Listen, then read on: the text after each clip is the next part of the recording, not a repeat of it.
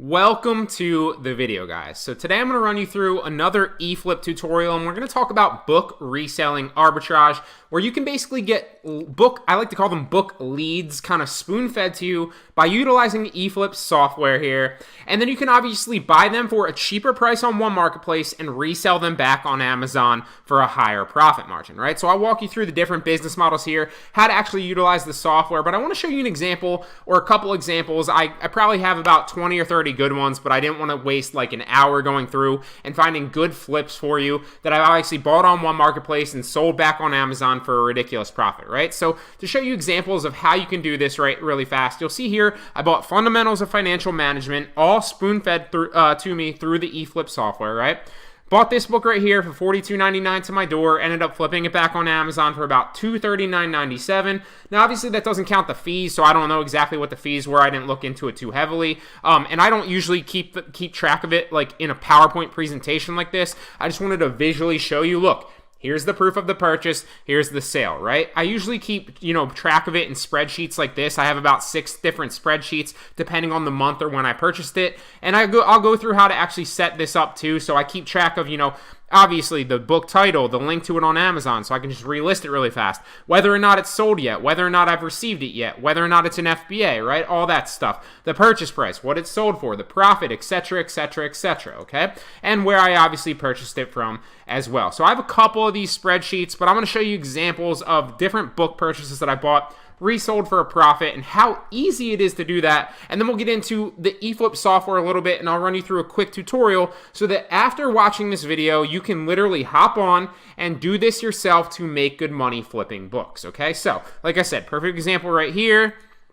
Here's another example. Now, I bought more than 3 of these, but only 3 of them have currently sold. So, look, I bought this one right here, $13.93. I resold it back online for $61.41, it looks like, after the tax. So, it looks like the sale price was $56.73. Same thing right here. Purchased it again for $14.99. Resold it back for, again, $56.73. Same thing here. Purchased it again, $14.99. It's a different seller.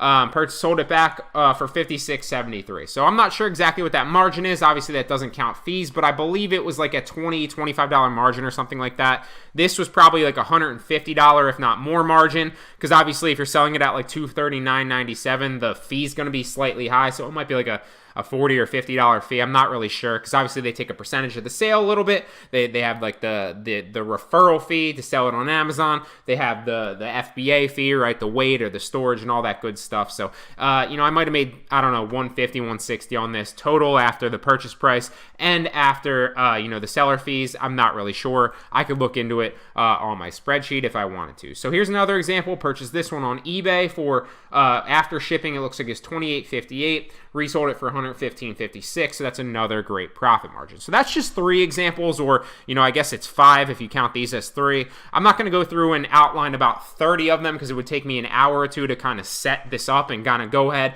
and be like, okay, here's the proof of the purchase, because I have to go find the actual order, go find the purchase, right? Take the picture, then go find the sale, take the picture. It's not really worth it. I just wanted to show you some examples that you can literally do this, right? Because a lot of people can talk and say, oh, you could do this, but then they don't actually show that they are doing it as well, and that there's, proof behind the actual concept, right? Because you want to prove the concept and then you want to scale it up, just like in any business. So proof of concept, scale it up. Now, just to, keep it 100% real with you, it's not always sunshine and rainbows, okay? So let's say I buy, and these are made up fabricated numbers, but let's say I buy 200 books within a month, right? And with the eFlip software that I plan on flipping back on Amazon for a profit, right?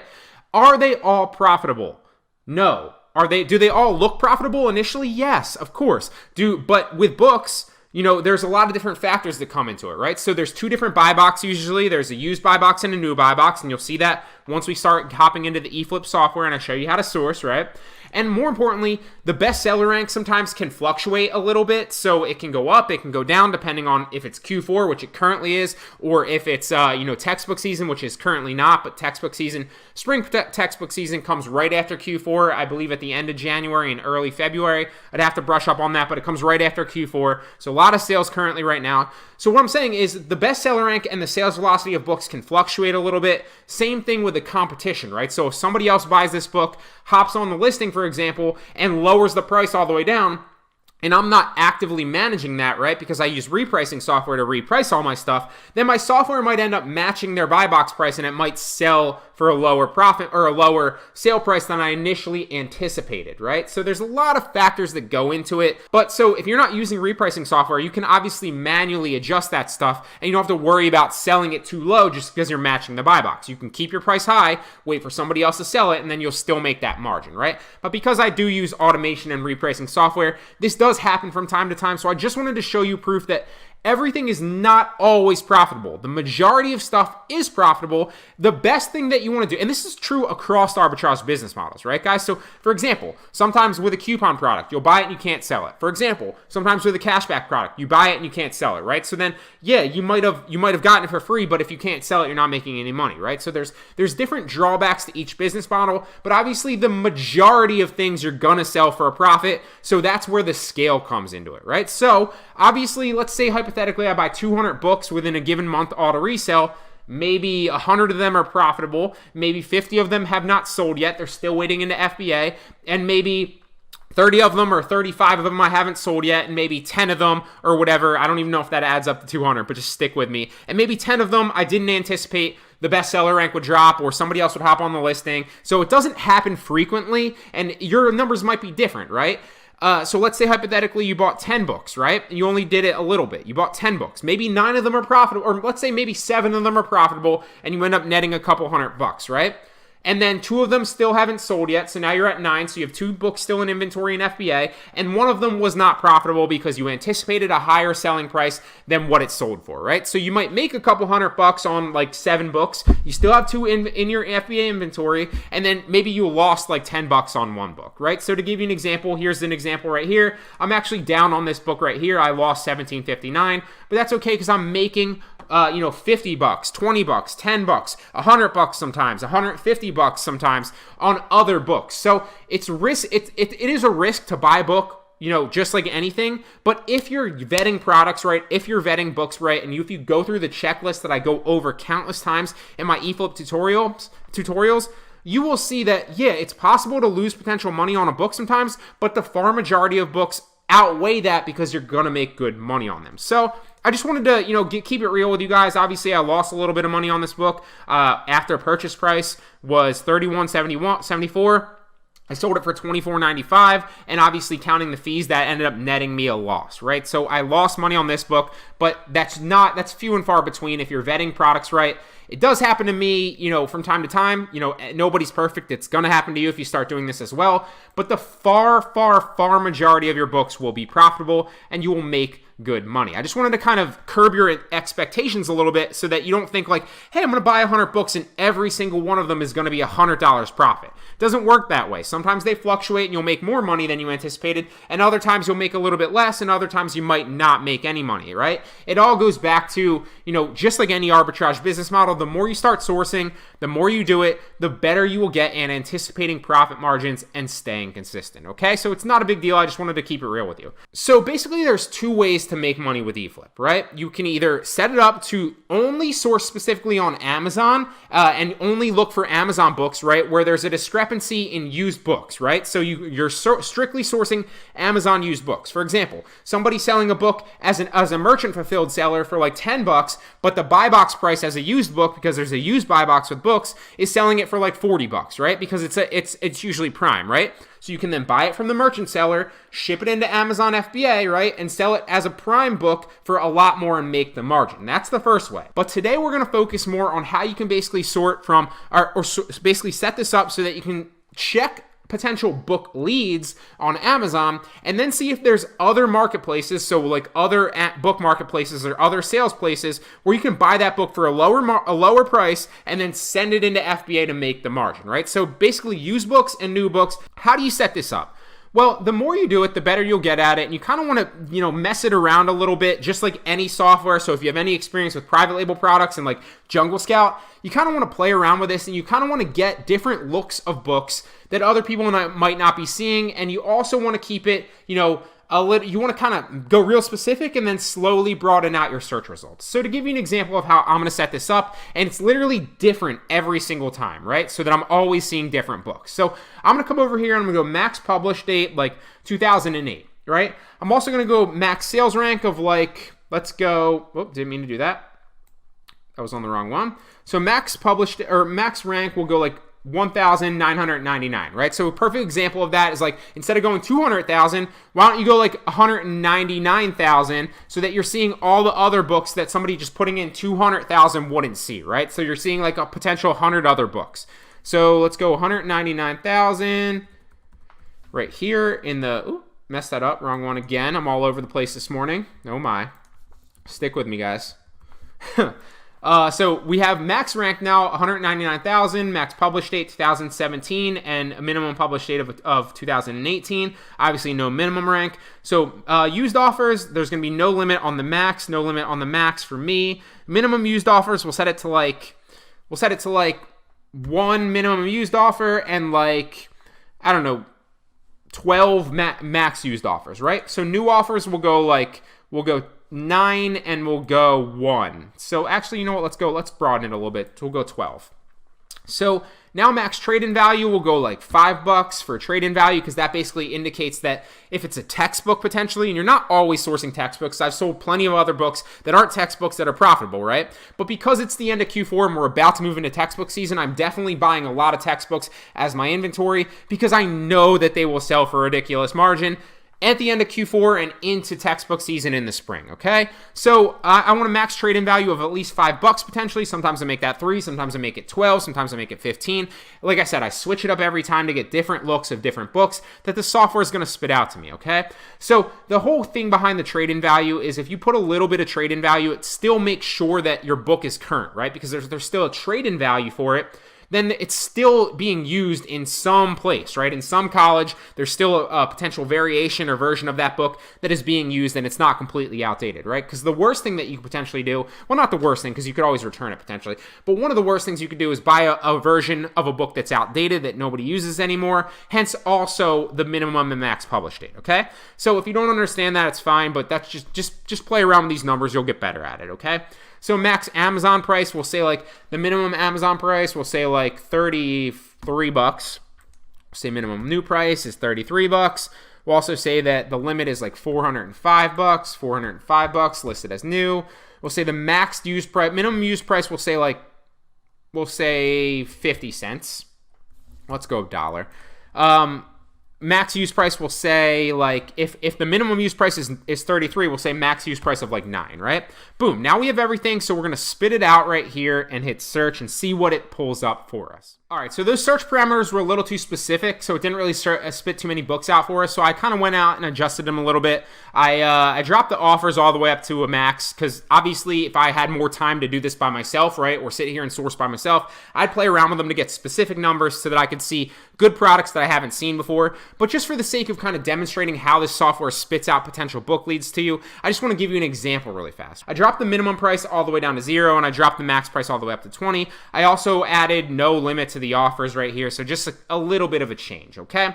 So, and also dropped the max trade-in value down to 3. So obviously, in the future, if you're doing this, you can kind of make them a little bit more specific slowly and then hone it in that way if you want to, and then search that way. All right, so it spit out a good number of books. So just like I said right here, one of the best ways that you can utilize this software is you want to click this right here. And one of the best things too is you'll notice that some of them are green and some of them are like gray. So see how this one's gray and this one's still green? That means that I've clicked this one and I've already checked it out. So that's one of my favorite things about this software is it's already going to tell you that you've looked at this book, so you don't want to do it again. So let's scroll all the way up. Let's check out Adobe Photoshop Lightroom CC book. So this one might be a good one. We're going to click the link and it's going to take us to Amazon, right?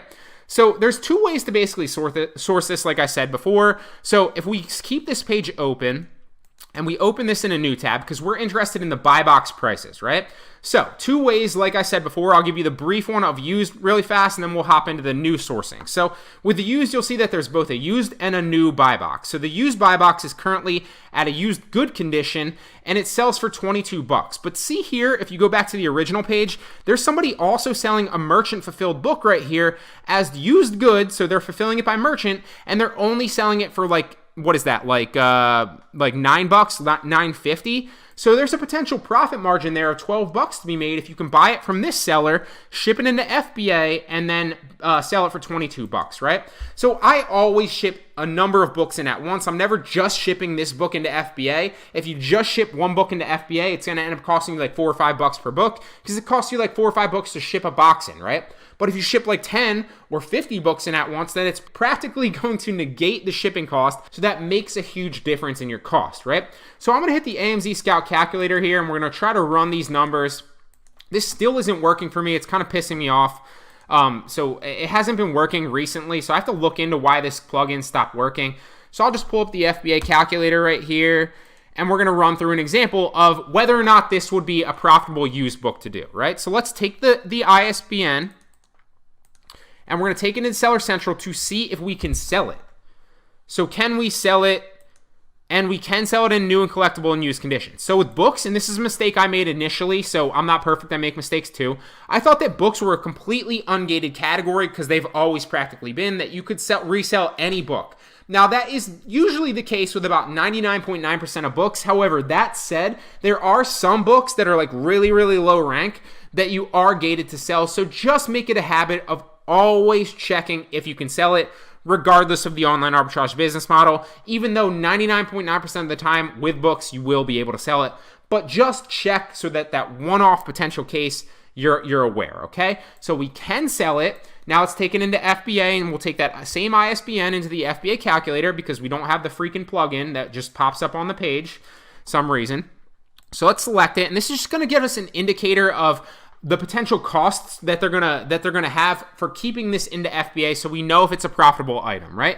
And I probably will barely make any money buying this used for whatever that is. So $525. Let's add it up really fast because that's gonna be relevant. So let's slide this over really fast. So we have $525 plus $3.99 for shipping plus 56 cents for tax, and then it ends up costing us $9.80. So if we come back, the cost of our product is going to be $9.80, right, to ship it into FBA. The ship to Amazon, I'm going to estimate like 50 cents, even though it'll probably be a lot cheaper than that because I'm going to ship like 50 books in at once. I just sent a recent shipment. It was like 87 books, and it was practically negated the cost. So I think it was 3 boxes, 87 books total, and every single book ended up being like 10 cents a book. It was super cheap.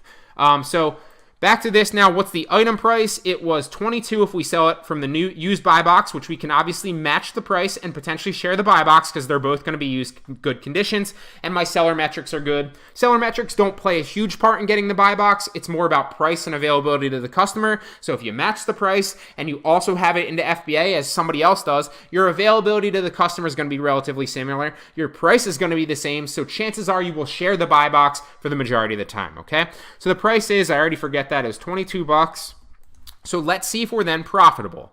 And we're profitable, but only by 85 cents. So it's clearly not worth it to buy this book as used from this seller right here and resell it and ship it into FBA to sell it for $22, right? Now, sometimes there'll be a bigger discrepancy, so this will be cheaper, right? The cheapest used book will be cheaper, and the buy box will be higher, right? And then there's obviously a better margin there, so that might be a way that you want to go do it. That's a perfect example of sourcing it as used. So instead, we're going to actually see if this is a profitable book to source new. So then we're concerned with the buy box new price, which is $36, right? So same thing.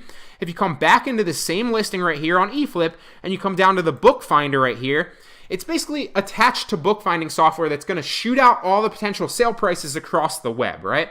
And that's a great resource to have, so you can see if you can buy this for cheaper potentially and then ship it into FBA and resell it. So you'll also see over here, it's going to list you the used books and all the prices and where they're potentially selling at. So that's another great way you can check if you're going used books. But I'm interested, like we talked about, with the new books. So over here, somebody's selling it on eBay for $21.99. It looks like somebody's selling it for $25.94, etc., etc., etc.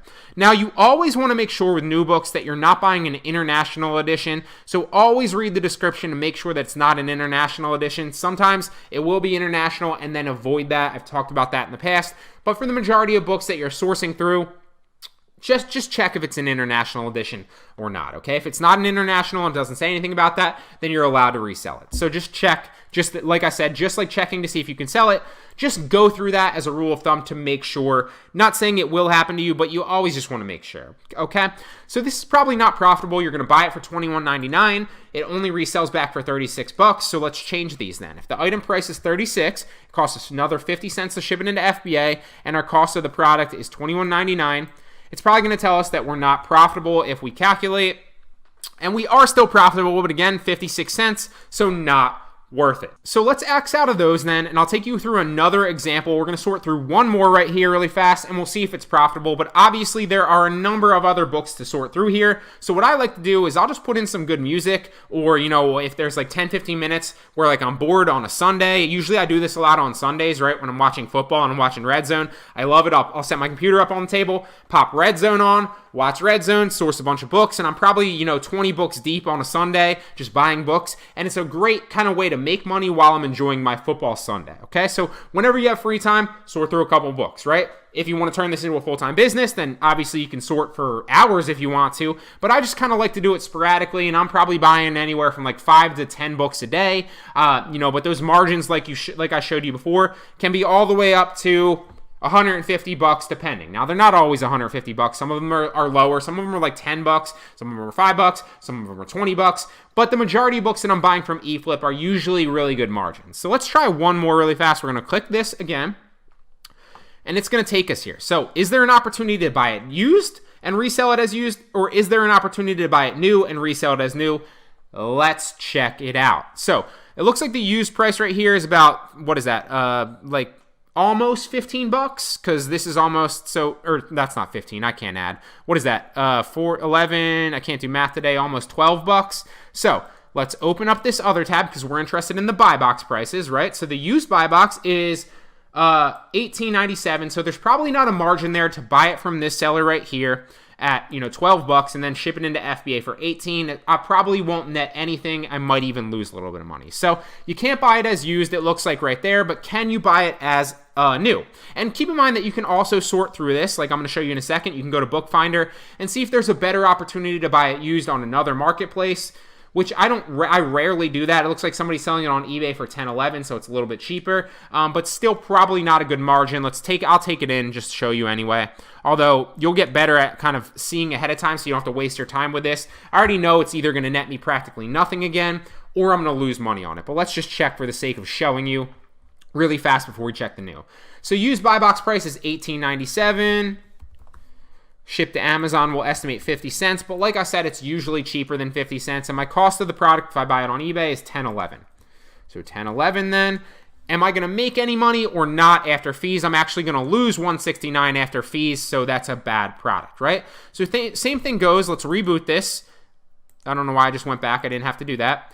I also want to check with that ISBN if I can even sell it first, because if I can't sell it, none of this matters. So I can sell it at new collectible and used conditions. Always go through that as a part of your checklist. So now we're interested in the buy box new price. And the buy box new price is about $101.32. So let's go check to see if there's an opportunity here. And it looks like there is. This is a great opportunity. So I'm probably going to buy this book if it checks out. So on eBay, boom. Somebody's selling it for $29.99. It doesn't say anything about potentially having it as an international edition, so let's click the listing and check it out.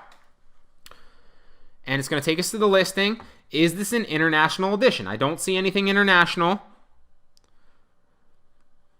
I don't see anything international, and obviously I had to read through this really fast to make sure, so I'm going to do that after this, but I'm not going to read through it on the, right here, right now to, basically waste your time, but I'm obviously going to make sure, always check to see if there's anything in there that says international edition. It doesn't look like this is, so this looks like it's a good product, so $29.99, so then if I sell it, and we search that again, right, that's the same book, right, it is.